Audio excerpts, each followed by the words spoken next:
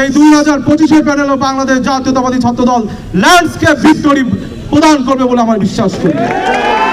128টি পদ, এই 28টি পদের পরিবর্তে 400-এর অধিক যোগ্য প্রার্থী কিন্তু আমাদের বাংলাদেশ জাতীয়তাবাদী ছাত্রদলের ছিল, যারা গত 17 বছর নিজের ক্যারিয়ারকে বিসর্জন দিয়ে রাষ্ট্রের পোস্টে আপসীন থেকেছে। আমি আমার সেই সকল বড় ভাই, ছোট ভাই, সহযোদ্ধা সকলকে কৃতজ্ঞতা জানাচ্ছি।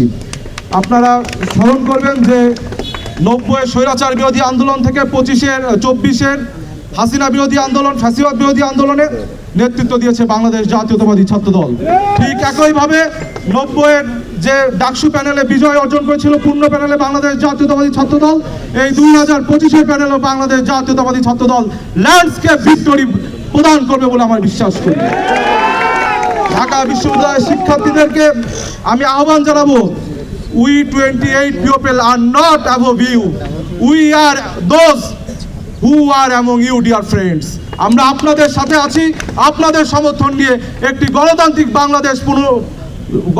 বাংলাদেশ উপহার দেব এবং ঢাকা বিশ্ববিদ্যালয়ের সার্বিক পরিস্থিতি উন্নতির জন্য শিক্ষার্থীরা তাদের 5টি মৌলিক অধিকার যেন এই শিক্ষা জীবনে স্বাচ্ছন্দ্য উপভোগ করতে পারে সেটি নিশ্চিত করব। সবাইকে ধন্যবাদ। বাংলাদেশ জাতীয়তাবাদী ছাত্রদল জিন্দাবাদ।